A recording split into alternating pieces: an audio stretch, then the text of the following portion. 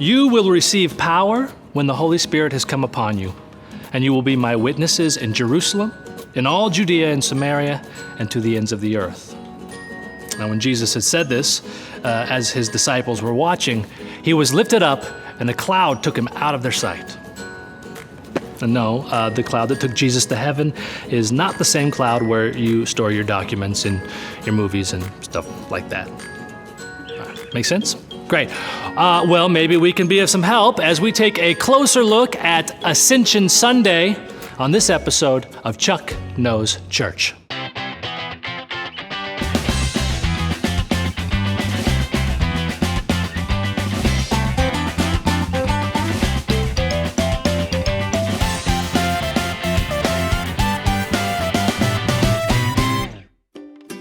The ascension of Jesus into heaven, one of the most significant events of Christianity.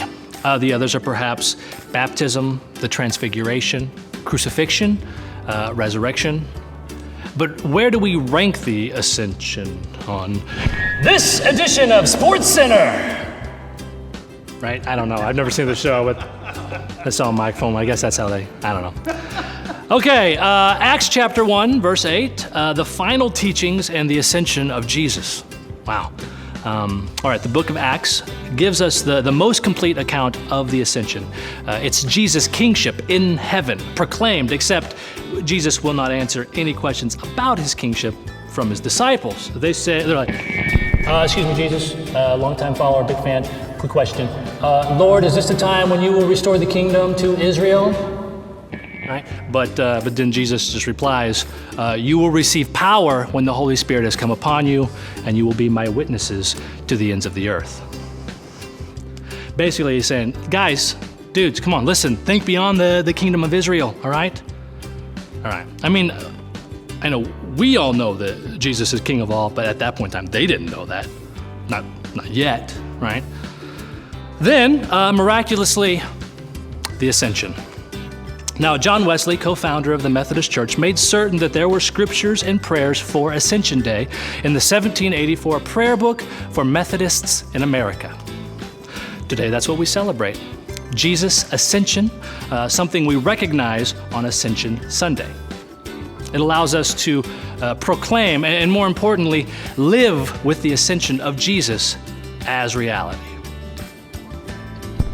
And did this ascension really happen? Did Jesus float away on a cloud? And why am I talking like this? And why don't I always have a microphone? That's the more proper question. I should always have, because it's annoying. Sure, no, I get it. As soon as I was right in the middle of it, I was like, that's already too much and too far. What are we talking about?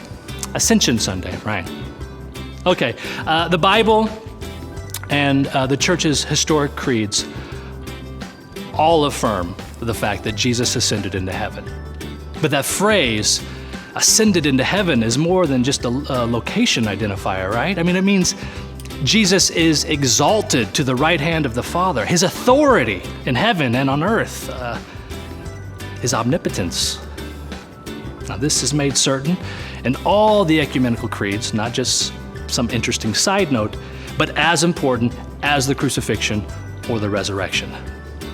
It is an understanding of the truth of Jesus Christ and his reign now and forevermore. If you'd like to know more, be sure to ask your pastor. Tell them Chuck sent you.